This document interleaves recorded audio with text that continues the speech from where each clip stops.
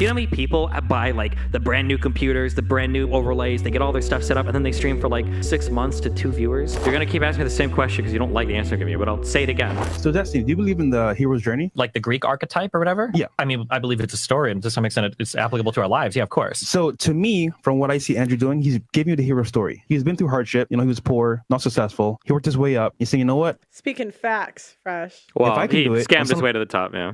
How did he scam his way to the top? His whole business was scamming men. What do you mean? Camming. That whole business was scamming men. Oh, I thought you were talking about Fresh. Oh, no. He's talking about Andrew Tate. Would you agree on that or no? With these guys, okay, these guys are on the Titanic, and there's one lifeboat that can hold 400 people, and there's 10,000 people on the deck, and they're like, everybody can get in this boat. That's not true. Anybody could get in the boat, but not all 10,000 of them are getting in, okay? When you've got like a podcast where guys are talking about... But don't you think we should strive to get in the boat? Like, you should tell people to strive for it. Doesn't mean everyone will get it. But I think we should probably teach people to swim. What does that have to do with the... Wait, I don't get it. I'm sorry. I think accepting the circumstances you're in, teaching everybody to swim would probably be better than trying to get 10,000 people in a 400-person lifeboat. Teach people how to deal with life as it comes rather than saying, you could be the exceptional 1% because 99% of people aren't going to meet that mark. Why wouldn't you tell people to, like, do what you did? Because most of them would fail. You're the exception. Yeah, but I understand that. Yeah, but not everybody can. Yeah, but I think everybody can find something that contributes to society and they can do well at it. Yeah, but not all of those jobs are going to be highly compensated. You're going to be exceptionally depressed if you failed. It's good to have realistic expectations, but that doesn't mean you can't push yourself to be. I think you can do. I think you can do anything. I genuinely believe I can do anything. That's that. It must be. What a fun background, you know. No, what? Yeah. I'm serious. I just don't understand. I believe you. I believe you feel that way. I just don't understand you. in the position you're in why you wouldn't encourage people to get into your position. It's like he wants to be the only one in the position. Because disappointment comes in your life when you have a difference between the expectation and the reality of a situation. Mm-hmm. If you're selling somebody that you want to try to be the next big YouTuber, the next big star, do you know how many people buy like the brand new computers, the brand new overlays, they get all their stuff set up, and then they stream for like 6 months to 2 viewers? Like, it's not healthy to put somebody in a state of mind where, like, you have to go for the top 1% or else you're nothing. You're a loser. You haven't made it. It's better to teach people, like, how can you excel at areas in life that will make you happy? You don't need to be, like, a massive superstar to do it. But I'm saying it doesn't mean they'll get to where you get, but taking advice from you could help them get there. Maybe they don't get... I don't know how many followers you had on Twitch or fame whatever. is generally not considered something that people strive for, but they think other people strive for, and it can kind of put you in poor don't think people strive for fame?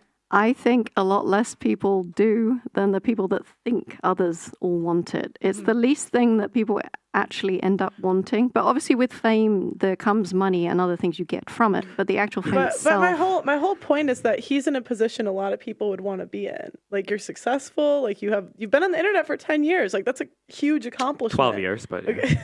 No, I'm serious. So many people come and go. Even like when you're here, I'm asking you questions because I think it's cool how long you've been on the internet. Like, not a lot of people can do that. I think a lot of people would not like the amount of stress he's had to deal with. No, I understand that. Takes a special person. I understand that too, but I'm saying, like, why wouldn't you want to encourage people to get to where you're at? Because I feel like you're going to keep asking me the same. You're so exceptional at it. You're going to keep asking me the same question because you don't like the answer I'm giving you. But I'll say it again. If I have 100,000 people listening and I give tips on how to reach my position, maybe 20 or 30 of them maybe could like hit something similar. Why would I do that instead of talking to all 100,000? We're like, here are things that you could do to have a happier life. Like, I feel like I would rather do that because realistically, not everybody could be in the top 1% of every industry or whatever, right? Yeah, but it's like they might not hit where you've hit, but they could still improve from where they're at. No. Okay. For being a streamer, it's a little bit of a binary. You either make it or you don't. If somebody puts aside like 6 months of their life to try to get into streaming and they don't get more than 2 viewers, it's not like, oh, well, at least I improved myself a ton because I was like on the journey. Like, there's no journey improvement. It's like going for like professional sports, right? If you throw your whole life into volleyball or basketball or whatever and it doesn't work out and you don't even get like good, like NCAA spots, well, I mean, like, what do you have to show for it? It's like, well, at least I was on the journey. Like, well, no, now it's like, okay, I need to go back and like figure out what to actually do with my life now, right? I mean, you still have skills. A little bit, but it's like, but you could have been building in so many other ways.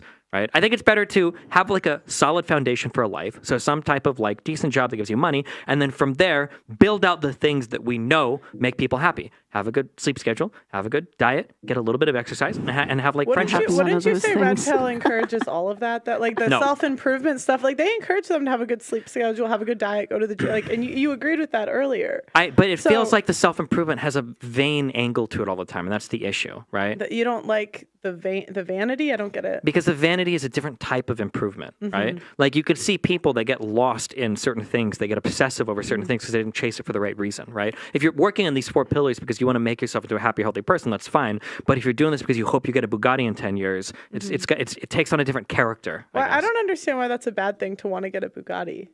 Because if you're Like, 'cause I kind of understand where you're coming from in a way because like my parents were always more.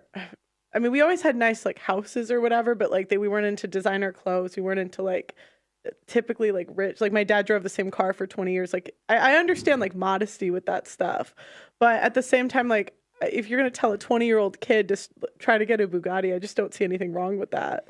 Because things don't make you happy in a fulfilling sense. Nobody's bought a thing that's made them happy for a long time. Things make you happy for days or maybe a couple weeks. Very short term gratification. But if you're building on like friendships and relationships, some of those things will last for your entire life.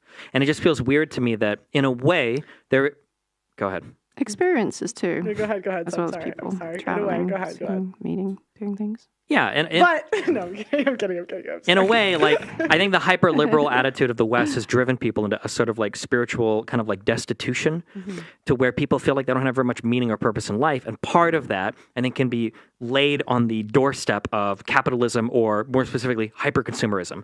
Buy this phone, buy this watch, buy this car. And red pillars have correctly identified that there's a lot of like purposeless like men that don't feel like they have much going on in life, but then they take them and they do some weird calculus to throw them right back into that rat race of like, okay, now that you're here, okay, forget these liberal loser world order guys or whatever. We're going to have you guys going to the gym and getting ripped and getting so that you can get pussy and get money so you can get a lot of cars. It's like, that's like the same capitalist shit you just left behind, right? Especially when those I guys don't talk think about like, capitalism has a political leaning, right? There's plenty of liberals that have lots of expensive things. well, sure, but I'm just saying that like, because in capitalism, in capitalism, the goal is to just sell you I mean, more and more not things. So you getting want lost people. in the source with materialism is a good thing. Yeah, but you can argue that a capitalistic mindset drives like a hyper consumerist, hyper materialist mindset, right?